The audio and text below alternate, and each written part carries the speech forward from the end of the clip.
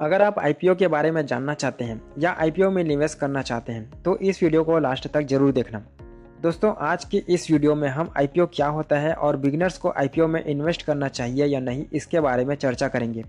IPO का मतलब होता है इनिशियल पब्लिक ऑफर।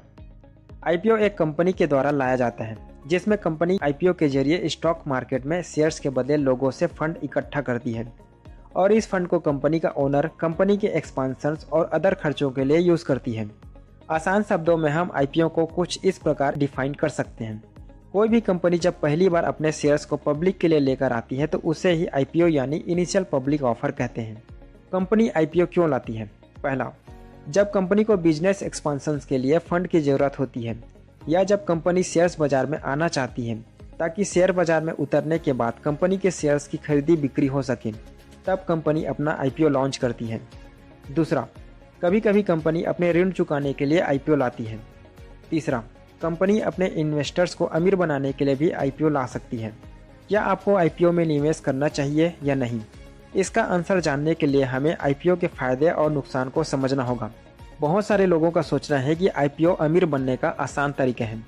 लोग सोचते हैं कि आईपीओ के जरिए किसी कंपनी का शेयर्स खरीदना बहुत ही फायदेमंद है क्योंकि शेयर्स का प्राइस इनिशियल प्राइस पर मिल रहा होता है, पर यह बहुत ही गलत सोच है। आईपीओ लॉन्च होने से पहले ही कई बड़े इन्वेस्टर्स आम लोगों से पहले ही निवेश करके बैठे होते हैं और यही लोग आईपीओ का वेट करते हैं ताकि आईपीओ के जरिए अपना होल्डिंग्स यानी शेयर्स आम लोगों को महंगे दाम पर बेचकर बड़ा प्रॉफिट कमा सके। लेकिन कई कंपनी अपना आईपीओ लॉन्च करती है तब उनके शेयर्स का प्राइस कंपनी के वैल्यूएशन के अकॉर्डिंग एक फेयर प्राइस होती है और ऐसे ही आईपीओ में हमें इन्वेस्ट करना चाहिए। बहुत सारे लोग टीवी न्यूज़ चैनल को देखकर आईपीओ में इन्वेस्ट करते हैं, जो कि बहुत ही गलत सोच है। न्यूज़ चैनल में जो भी सलाहकार आईपीओ या किसी भी शेयर्स को बाय या सेल करने का सलाह देते हैं उसे फॉलो नहीं करना चाहिए क्योंकि वह सलाहकार खुद उस शेयर्स को नहीं खरीदता है जिसको वो बाय करने की सलाह देता है। उनको तो अपने घंटे के हिसाब से फीस से मतलब होता है जो न्यूज़ चैनल वाले उसे देते हैं। ज़्यादातर लोग आईपीओ में इसलिए निवेश करते हैं ताकि लिस्टिंग गेन्स का फायदा उठा सकें। लिस्टिंग गेन्स का फायदा तो मिलता है लेकिन जरूरी नहीं है कि आपको ही मिलेगा। कहने का मतलब है कि जब कंपनी अपना आईपीओ लॉन्च करती है तब आम लोग आईपीओ में निवेश करने के लिए अप्लाई करते हैं और यहाँ सौदा लॉट में होता है। आप 1 शेयर, 2 शेयर या 100 शेयर नहीं खरीद सकते। हाँ, जब कंपनी की लिस्टिंग शेयर्स बाजार में हो जाती है तब आप अपने हिसाब से जितने चाहे उतने शेयर खरीद सकते हैं। और कभी कभी आईपीओ लेने वाले इतने ज़्यादा लोग हो जाते हैं कि आईपीओ ओवर सब्सक्राइब हो जाता है। जैसे कि जब आईआरसीटीसी का आईपीओ आया तब ये 100 से 110 गुना ओवर सब्सक्राइब हो चुका था। यानी कि आईपीओ अप्लाई करने वाले हर 110 लोगों में से किसी एक को ही आईपीओ मिल सकता है और अगर आप बहुत लकी होते हैं तब जाकर आपको आईपीओ मिलता है। आईपीओ में एक और प्रॉब्लम होती है, वो है नेगोशिएशन। जब हम शेयर बाजार में किसी कंपनी का शेयर्स खरीदते हैं तो एक बायर होता है और एक सेलर। अगर हम शेयर खरीद रहे हैं तो हम बायर होते हैं और बेचने वाला सेलर। तो हम शेयर खरीदते समय नेगोशिएट कर सकते हैं।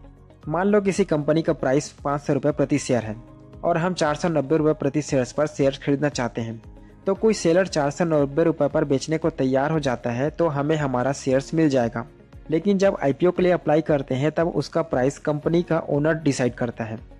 यानी कि कंपनी का ओनर अपने इन्वेस्टर्स और कंपनी की हित को देखते हुए ये कोशिश करता है कि आईपीओ के बदले ज़्यादा से ज़्यादा पैसे मिले। इसी कारण जो कंपनी अपना आईपीओ लाती है उसका यानी आईपीओ का प्राइस ओवर वैल्यूड होता है। यानी कि अगर आप उस ओवर वैल्यूड पर आईपीओ ले रहे हैं तो आप सस्ता चीज़ महंगे दामों पर ले रहे हैं, जो कि किसी भी नज़रिए से एक इन्वेस्टर्स के लिए अच्छी बात नहीं है। और इसी ओवर वैल्यूड की वजह से ज़्यादातर कंपनियों की आईपीओ आते ही जब शेयर्स बाजार में लिस्टेड होते हैं तब इन कंपनियों के शेयर्स बाजार में पिट जाते हैं और नए इन्वेस्टर जो इन आईपीओ में अमीर बनने के लिए निवेश किए थे उनको भारी नुकसान उठाना पड़ता है। और अगर आप चाहते हैं कि नुकसान ना हो तो कंपनी का बैकग्राउंड चेक करें और देखिए कि आईपीओ का प्राइस फेयर प्राइस है या ओवर वैल्यूड। अगर प्राइस फेयर है तो इन्वेस्ट करें और ओवर वैल्यूड है तो इन्वेस्ट ना करें। एक अच्छे आईपीओ के पहचान करने के तरीके। पहला, ओवर सब्सक्राइब किए गए आईपीओ। जब कोई कंपनी अपना आईपीओ लाती है तब कंपनी का फंडामेंटल और बैकग्राउंड अच्छा होने के कारण डिमांड बढ़ जाता है, जिसके कारण आईपीओ ओवर सब्सक्राइब हो जाता है। जैसे कि हमने आईआरसीटीसी का उदाहरण देखा था, जहां आईआरसीटीसी का आईपीओ 110 गुना ओवर सब्सक्राइब हो चुका था और ऐसे ही ओवर सब्सक्राइब शेयर्स के प्राइस या वैल्यू फ्यूचर में बढ़ती रहती है और हमें ऐसे ही आईपीओ में निवेश करना चाहिए। दूसरा, आईपीओ लाने की वजह। जब नई कंपनी आईपीओ लॉन्च करती है तो इसके बहुत से कारण होते हैं, जैसे कि शेयर मार्केट में लिस्ट होने के लिए, फंड रेस करने के लिए, बिजनेस एक्सपांशन या कर्ज का भुगतान करने के लिए। कंपनी आईपीओ के माध्यम से उठाए गए फंड के साथ क्या करता है यह बेहद महत्वपूर्ण है।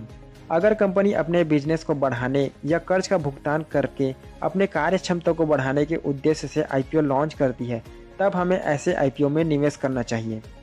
तीसरा, फ्यूचर प्रॉस्पेक्ट्स। आईपीओ में निवेश करने से पहले हमें उस कंपनी का फ्यूचर प्रॉस्पेक्ट्स का थोड़ा अनुमान लगा लेना चाहिए कि फ्यूचर में कंपनी टिके रह सकती है या नहीं। फ्यूचर में क्या होगा ये तो कोई नहीं जानता, न ही कंपनी का ओनर आपको ये बता सकता है कि फ्यूचर में कंपनी टिके रहेगी या नहीं, लेकिन हम कुछ फैक्टर्स के आधार पर थोड़ा अनुमान लगा सकते हैं, जैसे कि आईपीओ लॉन्च करने वाली कंपनी का प्रोडक्ट या सर्विस उसी कैटेगरी के बाकी कंपनी से कितना अच्छा या बुरा है, कंपनी का प्रोडक्ट या सर्विस का प्राइस सस्ता है या महंगा, कंपनी का प्रोडक्ट या सर्विस कस्टमर्स को पसंद आता है या नहीं, क्या कंपनी का सर्विस या प्रोडक्ट अपने ग्राहकों के हिसाब से खरा उतरता है या नहीं। अगर सारे फैक्टर्स ग्रीन है तो सही कंपनी है।